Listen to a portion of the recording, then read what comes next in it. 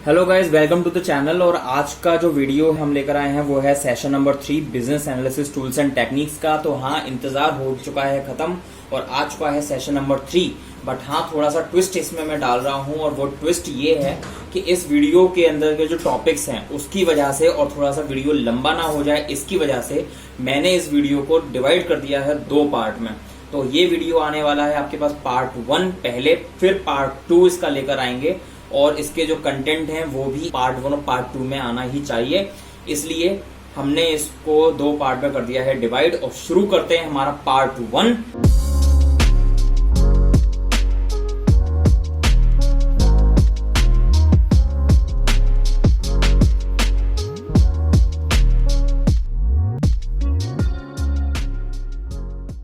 तो हमारा जो पार्ट 1 का कंटेंट है वो है ये ऑब्जेक्टिव्स, जिसके अंदर की हमें बताना है, समराइज करना है data eight macro level using charts.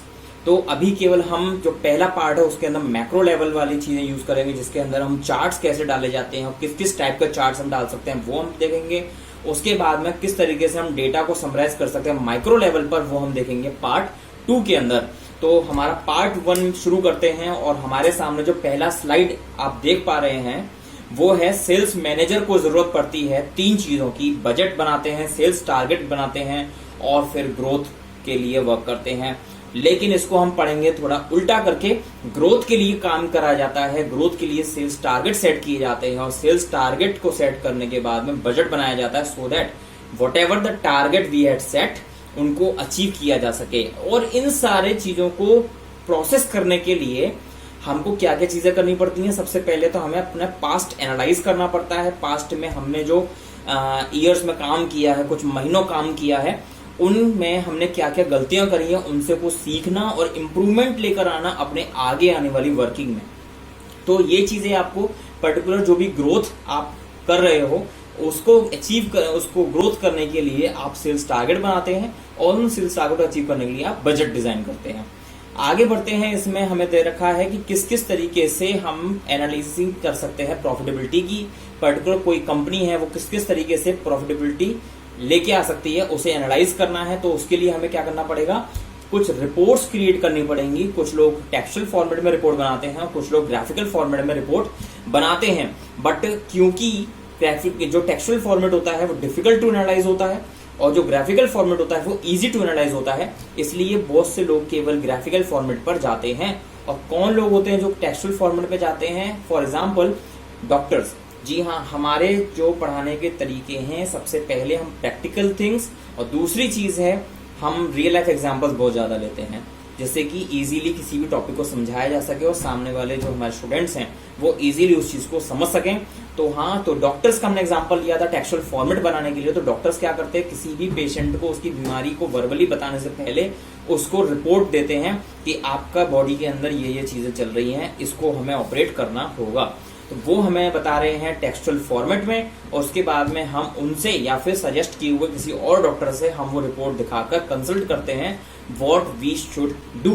तो हमारे लिए वो डिफिकल्ट टू एनालाइज है, इसीलिए हमने किसी से डिस्कशन किया, उस रिपोर्ट को दिखाया, तभी हम उस किसी नतीजे पर पहुंच पाते हैं। लेकिन वहीं अगर ग्राफिकल फॉर्मेट की बात की जाए तो आप क्रिकेट का एग्जांपल ले लीजिए। क्रिकेट में हर तरह की चीजों को वो ग्राफिकल फॉर्मेट में दिखाते हैं, चाहे वो पाई चार्ट के तौर पर दिखाते हैं पूरे ग्राउंड पे किस प्लेयर ने किस साइड ज्यादा रन मारे, वो होता है उनका पाई चार्ट। ग्राफिकल फॉर्मेट में वो दिखाते हैं और प्लस किस ओवर में कितने ज्यादा रन किसने मारे वो दिखाते हैं बार ग्राफ या कॉलम चार्ट के थ्रू। तो ये कुछ चीजें होती हैं जो विजुअलाइज करने में ज्यादा आसानी होती है और इजीली हम किसी नतीजे तक उसमें पहुंच जाते हैं, इजी टू एनालाइज, इसलिए वो होता है। Excel provide the chart feature to represent the numerical information in a graphical format.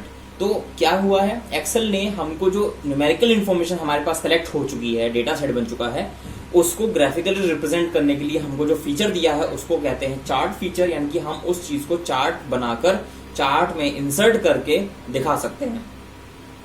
It support various types of charts. अब इन्होंने बताया बहुत सारे चार्ट्स इसमें डाले जा सकते हैं, जिसमें से 3 के एग्जांपल उन्होंने हमें दे दिए हैं, line chart, bar chart, column chart. Column chart में बार चार्ट में ज्यादा डिफरेंस नहीं होता, बस डायरेक्शन का फर्क होता है। जो बार चार्ट होता है वो जाता है लेफ्ट टू राइट की तरफ और जो कॉलम चार्ट होता है वो जाता है बॉटम टू टॉप की तरफ। ऐसे ही लाइन चार्ट के जैसे हमारे पास कुछ स्कैटर चार्ट है, एक एरिया चार्ट है, तो इसमें क्या होता है, लाइन जो है वो प्लॉटेड एरियाज को कनेक्ट करती है एक दूसरे से, वहीं स्कैटर चार्ट होता है वो इंडिविजुअल प्लॉट्स मार्किंग होती है। इसी तरीके के कई सारे चार्ट्स हमको एक्सेल ने दिए हुए हैं जिसमें हम अपने न्यूमेरिकल फिगर्स को प्लॉट करके दिखा सकते हैं चार्ट के फॉर्म में। Data set is a collection of various data items and there corresponding values. Data में किस तरीके का आइटम का कंपैरिजन कर रहे हो, जैसे किसी कंपनी के अंदर 2 तरीके के कैमरास बन रहे हैं, ठीक है। अब कौन से कैमरा की किस साल में कितनी सेल हुई या फिर दूसरे कैमरा की पर्टिकुलर साल में ज्यादा सेल हुई है, तो हम उन दोनों चीजों में कंपैरिजन करके चार्ट के रूप में दिखा सकते हैं। By using chart you can perform following analysis. किस तरह की एनालिसिस कर सकते हो, डेटा सेट के अंदर जो वैल्यूज हमने डाली है उनको कंपेयर कर सकते हैं जो हमने पास्ट से कलेक्ट की है। उसी तरीके से करस्पॉन्डिंग वैल्यूज जो मल्टीपल डेटा सेट्स बनाए, एक पर्टिकुलर ईयर का हमने डेटा सेट बना लिया अलग अलग महीनों का, या फिर 2 अलग अलग ईयर्स का डेटा बना लिया, हमने उसको भी कंपेयर करना चार्ट्स में इजी कर दिया है। Show the relationship between the data sets. अब डेटा सेट जो हमने बनाए हैं 1 साल का, 2 साल का, 3 साल का, 4 साल का, पिछले 5 साल के डेटा सेट मैंने बना लिया, उन सब के बीच में रिलेशनशिप हमें मेंटेन करनी है, तो कंपेयर कर सकते हैं, शो करा सकते हैं कि किस तरीके की रिलेशनशिप उन सारे सालों के बीच में है। To represent the data set graphically most of the charts use the 2 dimensional space. Most of the chart, अगर मैं पाई चार्ट, डोनट चार्ट को देखूं तो उसमें 2 डायमेंशनल नहीं 1 डायमेंशनल सफिशिएंट होती है। उसके अलावा अगर मैं बार चार्ट, कॉलम चार्ट, आपका scatter chart, area chart, column chart, pie chart, line chart को अगर मैं देखता हूं तो इन सभी के अंदर 2 डायमेंशनल स्पेस को यूज करते हैं, जिसमें एक साइड हमें दिखा रहा होता है डेटा आइटम और दूसरा साइड हमें दिखा रहा होता है डेटा वैल्यूज। इन दोनों के बीच में कंपैरिजन अगर हमें दिखाना है तो हमको 2 डायमेंशनल स्पेसेस की जरूरत पड़ेगी। Excel allows the users to save the formatting style and layout of an existing chart as a template. किसी भी एक्सेल को आप ओपन करेंगे उसने हमको दिए हुए हैं कुछ प्री डिफाइंड टेम्पलेट चार्ट्स के रूप में, जो अच्छा लगे वो आप इंसर्ट कर लो। और अगर आपको लगता है कि आप अपनी मर्जी से कोई अपने हिसाब से अच्छा चार्ट, अच्छा अट्रैक्टिव चार्ट इंसर्ट कर सकते हो तो आप वो भी इसमें कर सकते हैं। Next is Excel enables the users to apply the saved formatting style to any other chart. आपने कोई चार्ट बनाया अपनी कलाकारी से, अपनी क्रिएटिविटी से, वही चार्ट की फॉर्मेटिंग आपको किसी दूसरे चार्ट के अंदर यूज करनी है, आप वो भी इसमें कर सकते हैं। तो कस्टमाइजिंग चार्ट ऑप्शन आता है, इसके अंदर क्या क्या चीजें आप कर सकते हो, ये केवल 2 पॉइंट दे रखे हैं, अभी हम आगे देखेंगे, हम बहुत सारी चेंजेस इसमें कर सकते हैं। इसमें बता रखा है चार्ट का जो साइज डिफॉल्ट में आता है, आप साइज को छोटा कर सकते हो, बड़ा कर सकते हो। और दूसरा है changing the type of chart. आप चार्ट को बना चुके हो, अच्छा नहीं लग रहा, आप अट्रैक्टिव और बनाना चाहते हो तो आप दूसरा चार्ट भी इंसर्ट कर सकते हो, आपको नई शुरुआत करने की जरूरत नहीं है। आप एक उसी चार्ट को जो बन चुका है चार्ट उसी को कन्वर्ट कर सकते हो दूसरे चार्ट के अंदर। नेक्स्ट इज केवल प्रॉफिटेबिलिटी फिगर्स निकालने के लिए ये स्लाइड हमारे पास आई है। सेल्स मैनेजर को कैलकुलेट करनी पड़ती है, कई तरीके की चीजें एनालाइज करनी पड़ती हैं, चीजें उसके लिए कैलकुलेट करना पड़ता है उनको। टोटल रेवेन्यू में से टोटल एक्सपेंस माइनस करके प्रॉफिट कैसे निकाला जाता है, इसमें केवल ये बता रखा है how to calculate the profitability figures by deducting the total expenses from total revenue. आप निकाल पाएंगे टोटल प्रॉफिट या फिर आपकी आ जाएगी प्रॉफिटेबिलिटी फिगर। आगे बढ़ते हैं क्रिएटिंग ग्राफ्स। अगर ग्राफ बनाना है या चार्ट बनाना है आपको, you must have a tabular format. आपके पास एक डेटा टेबल जरूर होनी चाहिए, अदरवाइज आपका चार्ट बनाने का कोई रीजन नहीं है और चार्ट को भी पता नहीं चलेगा मेरे को किस बेस पर अपनी वैल्यूज शो करानी है। तो एक बेस जो है चार्ट का या डायग्राम का या ग्राफ का, वो है एक डेटा टेबल। उस डेटा टेबल के अंदर ही आप अपना चार्ट डिजाइन कर सकते हो। तो इसमें जो आपको बता रखा है ये है 5 ईयर्स का कंपैरिजन है, जिसमें अंदर प्रॉफिट इन्होंने निकाला हुआ है रेवेन्यू में से एक्सपेंस माइनस करके। तो यहाँ पर आपकी जो प्रॉफिट है वो बढ़ते जा रहे हैं, यहाँ पे थोड़ा सा घट गया है 2008 में, उसके बाद में फिर बढ़ता ही गया है। तो ये चीज आपको एक मोटिवेशन देती है कि हाँ पर्टिकुलर जो कंपनी में चला रहा हूँ उसको चलाने में कोई नुकसान नहीं है, it is earning profit. Okay, और पर्टिकुलर ग्राफ्स या चार्ट्स डालकर आप वो चीजें और ज्यादा अच्छे से एनालाइज कर पाते हो। तो इसमें जो आपको चार्ट दिखा रखे हैं वो यहाँ पे पाई चार्ट है, 3D है, ये सारे 3D चार्ट दिखा रखे हैं आपको। कॉलम चार्ट है जो कि आपका टॉप से बॉटम से टॉप जाता है, ये पिरामिड है, अलग अलग कलर्स में 3D स्टाइल में आप इसमें डाल सकते हो। इट इज डोनट चार्ट और इट इज पाई चार्ट। इतने प्यारे प्यारे चार्ट्स बनते हैं प्रोजेक्ट्स के लिए या फिर मीटिंग्स के लिए। आप भी क्रिएटिविटी अपनी शो करा के बहुत अच्छे अच्छे चार्ट्स एक्सेल की हेल्प से बना सकते हैं। तो किस किस तरीके के चार्ट हमें एक्सेल में प्रोवाइड किए हुए हैं अपने डेटा में, हम कौन कौन से चार्ट्स डाल सकते हैं वो हम इसमें देख रहे हैं। ये है bar chart, column chart, pie chart, area chart, scatter chart, line chart. देखिए बार चार्ट और कॉलम चार्ट में कोई डिफरेंस नहीं है, बस डायरेक्शन का फर्क है। एरिया, स्कैटर और लाइन में जो डिफरेंस है वो हम अभी आगे वाली स्लाइड में आपको बताएंगे। और पाई चार्ट जो है अपने आप में एक डिफरेंट चार्ट है। अगर मैं इसमें डोनट चार्ट भी ऐड कर दूं तो पाई चार्ट में डोनट चार्ट में ज्यादा डिफरेंस नहीं है, but doughnut is like a doughnut and pie like a pie. Okay, area chart define करते हैं। एरिया चार्ट क्या होता है? Area chart is used to plot the changes. Every chart is used to plot the changes in data during the interval of time. ठीक है, तो ये कोई स्पेशल पॉइंट नहीं है कि एरिया चार्ट में ही हो सकता है, ये सभी चार्ट्स में ऐसा ही होता है, वो प्लॉटिंग उसमें यूज होती है। दूसरे पॉइंट से हमें थोड़ा सा समझ में आएगा एरिया चार्ट। अगर थ्योरिकली हम जाना चाहें, समझाना चाहें तो एरिया चार्ट कैसा होता है, तो theoretically area chart highlights the area between the axes and the line. पहले मैंने कर दी प्लॉटिंग, उन सारी प्लॉटिंग को मैंने कर दिया लाइन के थ्रू ज्वाइन। अब लाइन और एक्सेस के बीच में जो गैप बच गया है उसको मैंने कलर कर दिया अगर, तो वो बन जाता है मेरा area chart. But drawback is this, अगर मैंने उसमें मल्टीपल डेटा सेट को दिखा रखा है जैसे फर्स्ट वीक और सेकंड वीक, तो ब्लू लाइन के अंदर जो कोई पॉइंट्स होंगे ना वो मुझे दिखाई नहीं देंगे। जब तक कि मैं उसके अंदर डेटा लेबल्स का इंसर्शन ना करूं तब तक मेरा एरिया चार्ट डालने का कोई बेनिफिट नहीं है। डालना है अगर एरिया चार्ट तो किसी एक ही डेटा सेट को लीजिए, मल्टीपल डेटा सेट यूज करते हुए एरिया चार्ट को यूज मत करिए। The following figure represent the area chart. आप इसमें कॉन्ट्रास्ट कलर्स भी यूज कर सकते हो, आप इसमें सेम ही कलर के अलग अलग शेड्स भी यूज कर सकते हो एरिया चार्ट के अंदर। Next is scatter chart. जैसा मैंने भी आपको एरिया चार्ट में बताया था कि पहले प्लॉटिंग कर दो और रुक जाओ। ठीक है, प्लॉटिंग करके रुक जाओगे तो स्कैटर चार्ट बन जाएगा, नहीं रुके लाइन ड्रॉ कर दी तो लाइन चार्ट बन जाएगा, फिर भी नहीं रुके कलर कर दिया तो वो एरिया चार्ट बन जाएगा। This is the relationship between these three charts and the difference between these three charts. अभी हमारे सामने स्कैटर चार्ट, स्कैटर चार्ट में आपको बस पॉइंट्स शो कराने होते हैं और चाहे तो आप डेटा लेबल्स भी डाल दीजिए, यानी कि पर्टिकुलर जो लेबल जो पॉइंट है, जो प्लॉटिंग है, वो क्या वैल्यू शो करा रहा है। जो क्योंकि हमको 60 लाख और 80 लाख के बीच में ये जो पॉइंट्स हैं इनकी वैल्यूज पता नहीं चल रही हैं, इसलिए रिकमेंडेड है कि आप इसमें प्लॉटिंग जरूर कर दें, डेटा लेबल्स जरूर डाल दें। In a scatter chart, the data values against the corresponding data items are plotted as individual points. जितने भी डेटा टाइप आइटम्स हैं वो उन सब की इसमें इंडिविजुअल पॉइंट्स के थ्रू प्लॉटिंग होती है, इसलिए इसको हम बोलते हैं स्कैटर चार्ट और इसमें लाइंस के थ्रू इनको जोड़ा नहीं जाता।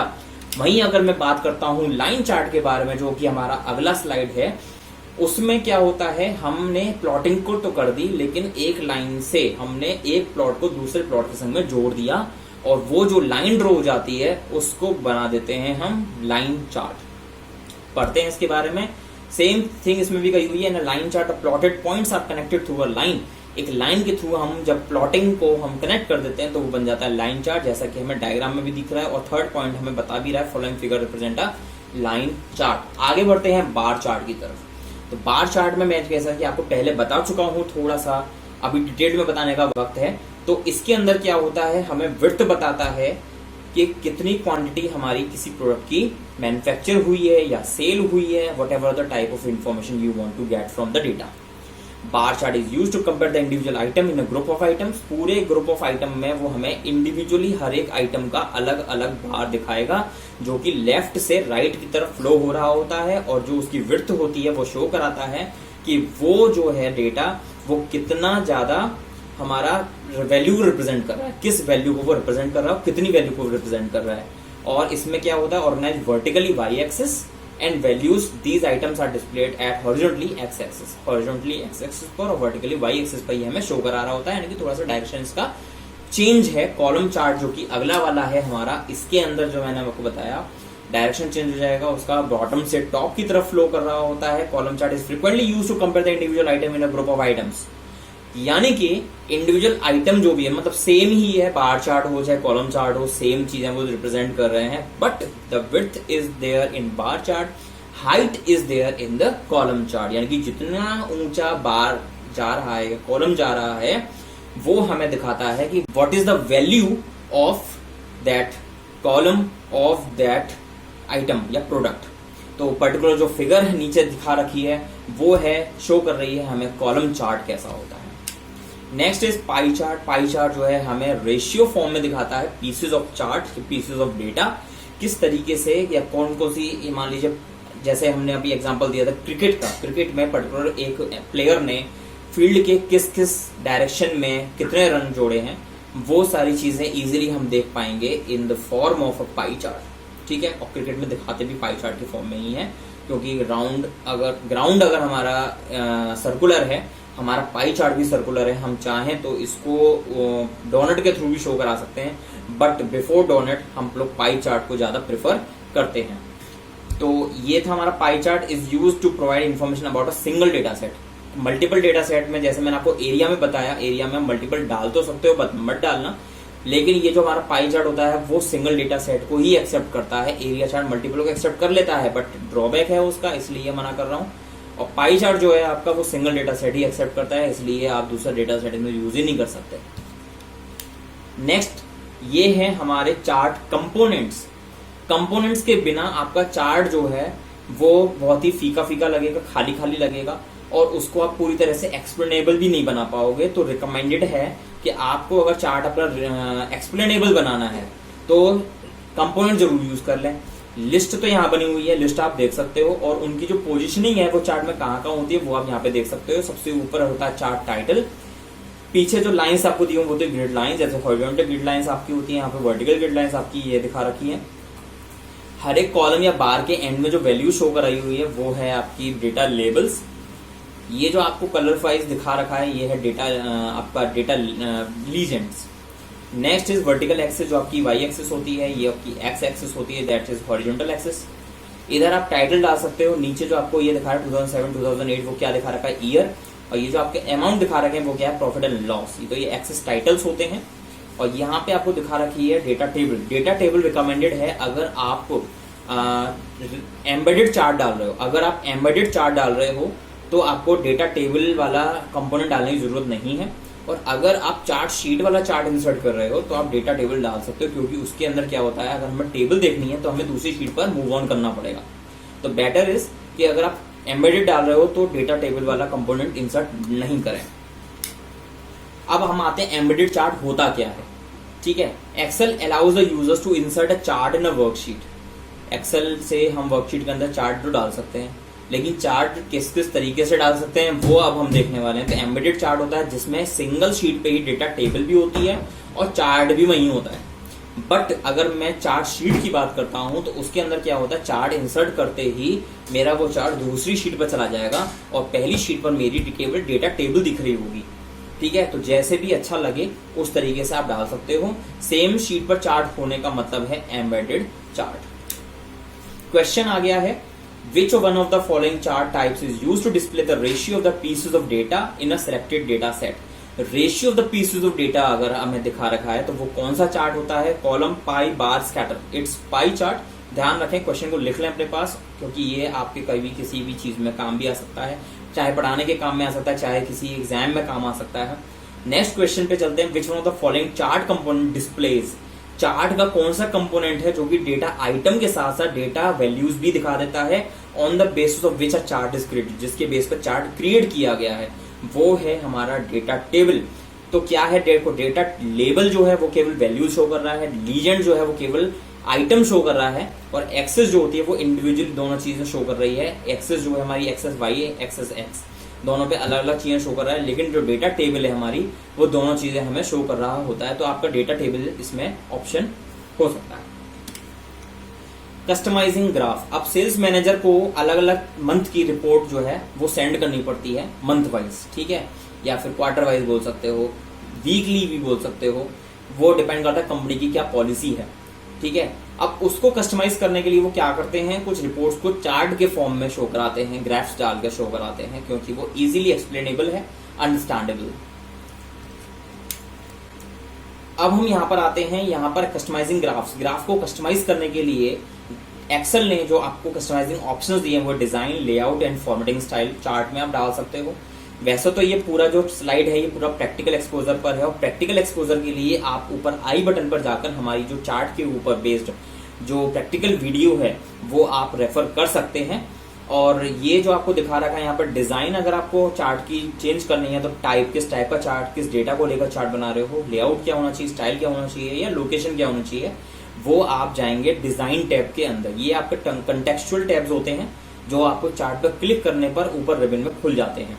Next is layout, current selection. जो करंट सिलेक्शन है वो आपको फॉर्मेट वाले टैब में भी मिल जाता है, तो आपका सिलेक्शन जो है वो चेंज कर सकते हो। शेप्स इंसर्ट कर सकते हो, लेबल्स इंसर्ट कर सकते हो, एक्सेस बता सकते हो किस कलर की होनी चाहिए, बैकग्राउंड चेंज कर सकते हो, एनालिसिस वाले ऑप्शंस आ जाएंगे, प्रॉपर्टीज आ जाएंगी। नेक्स्ट इज फॉर्मेट वाला टैब, उसके अंदर भी करंट सिलेक्शन मिलेगा आपको। जो शेप आपने डाली उसकी स्टाइल क्या है, जो वर्ड आर्ट आपने डाला उसका स्टाइल्स क्या है, अरेंज कर सकते हो, साइज चेंज कर सकते हो। तो ये आपके कुछ कंटेक्चुअल टैब्स हैं, इसका यूज आप हमारे वीडियो में देख सकते हैं जो कि ऑलरेडी अपलोडेड है। Next, which one of the following chart tools contextual tabs allows you to change the type of an existing chart। जैसे प्रीवियस चार्ट में हमने देखा जो टाइप है वो हमारा डिजाइन नाम के contextual टैब के अंदर हम चेंज कर सकते हैं। तो ये आपका हो जाएगा डिजाइन टैब इसका आंसर। ठीक है, तो यहां पर हम खत्म कर रहे हैं अपना सेशन नंबर 3 का पार्ट 1। होप कि आपको हमारा ये सेशन अच्छा लगा होगा। प्रैक्टिकल जब आप इसका वीडियो देखोगे तो वो और भी ज्यादा अच्छा लगेगा, बहुत और अच्छे से समझ में आ जाएगा। लेकिन मैं रिकमेंड करता हूं कि पहले सेशन नंबर 3 का पार्ट 1 आप देख लें, उसके बाद में प्रैक्टिकल वीडियोस पे जाएं।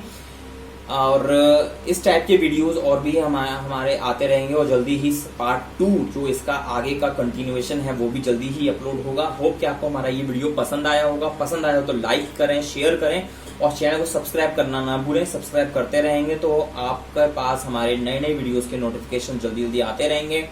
और जो भी आपके रिलेटेड टॉपिक्स हैं जिसमें भी आपको पता लगता है कि हाँ ये टॉपिक मुझे आना चाहिए, वो टॉपिक आपका स्किप नहीं होगा। And thanks for watching the video. Bye bye.